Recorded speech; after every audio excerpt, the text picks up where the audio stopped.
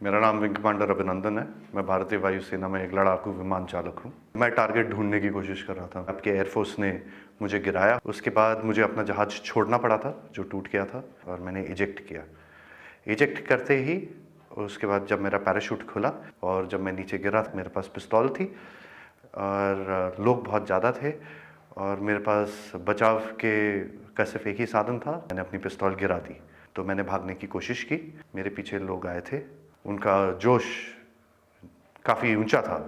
उसी समय पाकिस्तानी आर्मी के 2 जवान आए एंड उन्होंने मुझे बचाया वहाँ से। पाकिस्तानी आर्मी के एक कप्तान थे, वो आए, उन्होंने मुझे इन लोगों से बचाया, मुझे और कुछ होने नहीं दिया।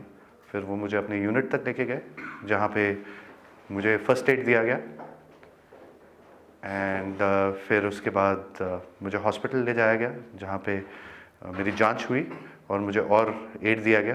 पाकिस्तानी आर्मी जो है वो बहुत ही प्रोफेशनल सर्विस है। I see peace in it. I have spent time with the Pakistani army. I am very impressed. Indian media बात हमेशा बढ़ा चढ़ा के कहती है।